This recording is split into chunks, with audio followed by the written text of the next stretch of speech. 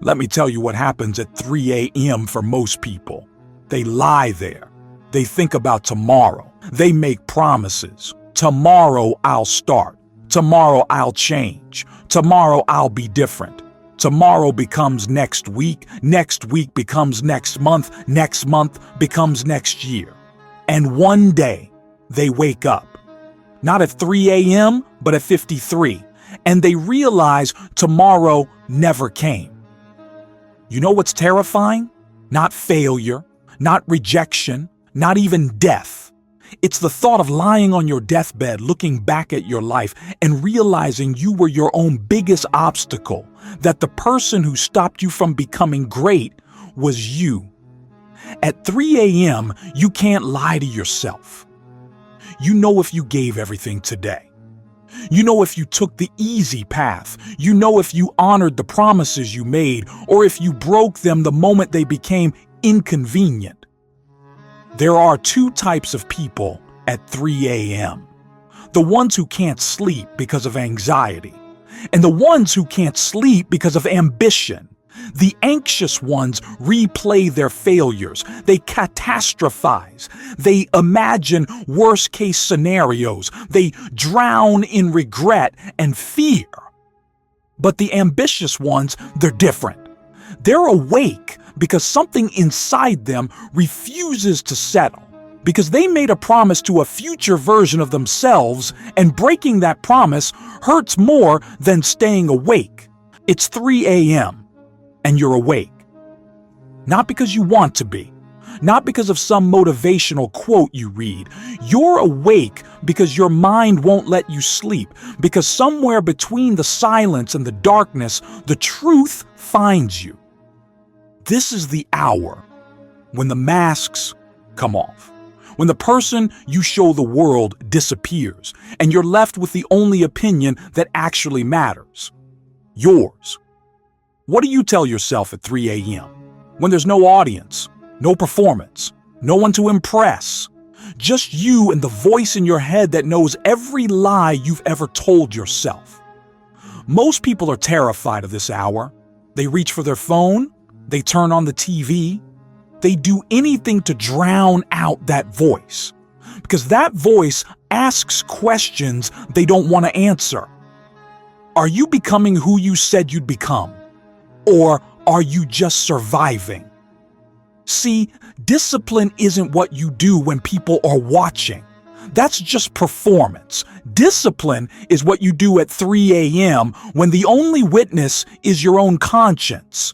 And focus. Real focus isn't blocking out distractions for an hour while you work. Real focus is blocking out the version of your life that's easier, safer, more comfortable. You're capable of more than you know, but you'll never know until you push past the point where most people stop. Every single person who ever did anything that mattered lived by this philosophy. They found their edge and then they pushed past it. Again and again and again. Not because they were superhuman, but because they understood. Growth doesn't happen in your comfort zone.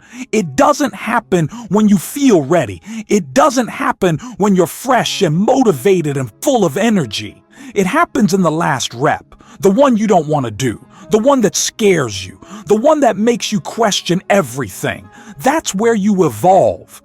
So the next time you're there, shaking, doubting, ready to quit, remember, everyone else stopped already. Everyone else is at home, comfortable, safe, stuck, but not you. You're going to do one more rep and then another and another, not because you have to, but because you know something they don't. Your life changes in the moment you think you can't go on, and you go on anyway. That's the last rep philosophy. Now prove it. So here's my question for you. What are you willing to suffer for? Because you're going to suffer either way. You can suffer the pain of discipline, or you can suffer the pain of regret. But you don't get to choose not to suffer. The pain of discipline weighs ounces.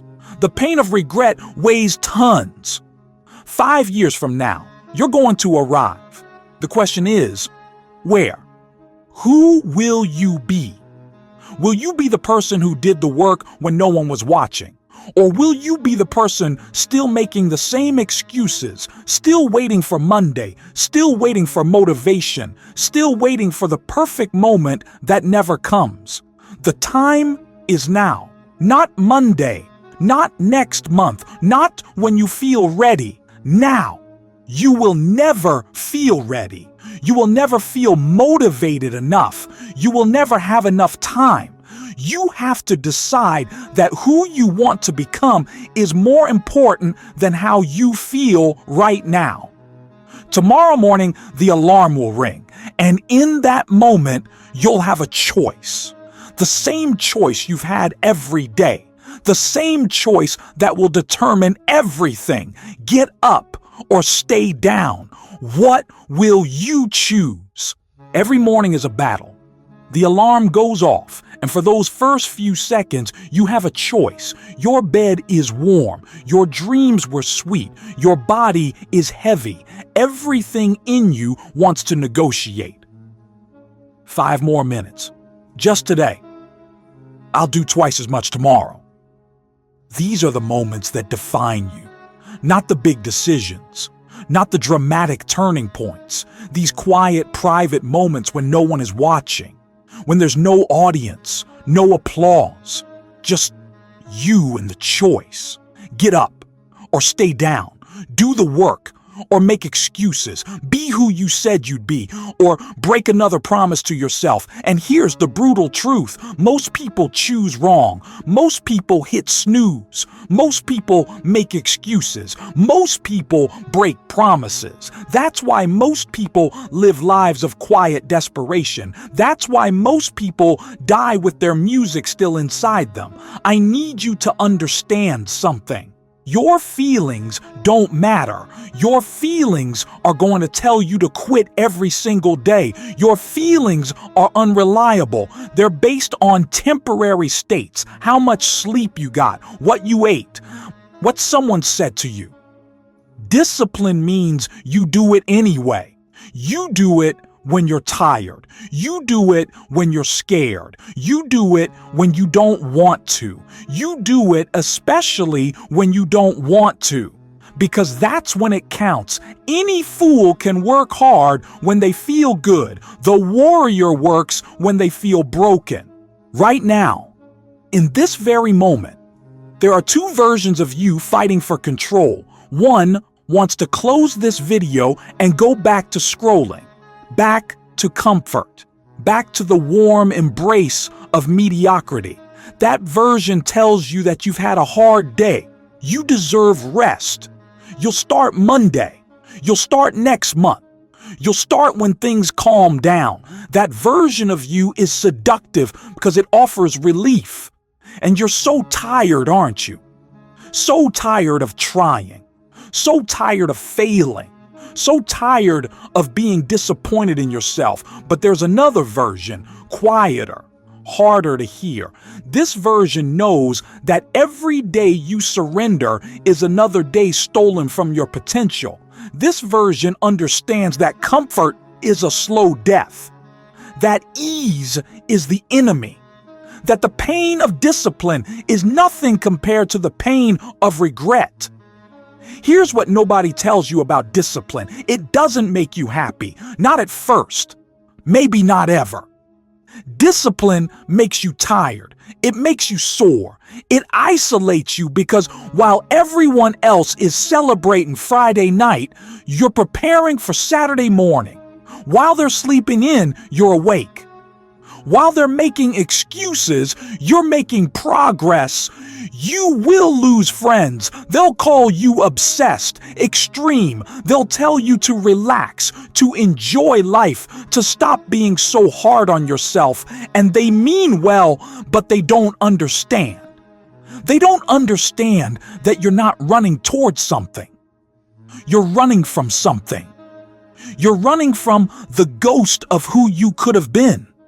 From the version of yourself that settled, that gave up, that chose the path of least resistance and ended up exactly nowhere.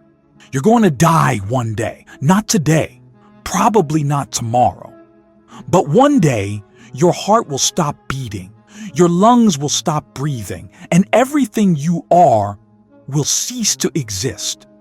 And when that moment comes, when you're lying there in those final seconds, you're going to see it all. Every decision, every surrender, every time you chose comfort over growth. Every morning you hit snooze instead of rising. Every promise you broke to yourself. The question is, will you die knowing you gave everything, or will you die wondering what could have been? Discipline isn't motivation. Motivation is that brief spark that gets you started. It's the excitement on New Year's Eve when you make promises you won't keep. Motivation is a liar. It tells you tomorrow will be different. But motivation doesn't show up on cold mornings. It doesn't show up when your body aches. It doesn't show up when no one is watching.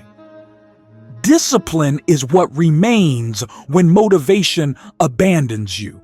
Discipline is the quiet voice that says, get up, when every fiber of your being wants to stay down. It's not inspirational. It's not beautiful. It's ugly. It's painful. It's the willingness to suffer today for a version of yourself that doesn't even exist yet. That's the secret they don't tell you. You're building someone you'll never meet. You're suffering for a stranger, the you from 5 years from now. They're counting on you. And they're terrified because they know the truth. You've let them down before.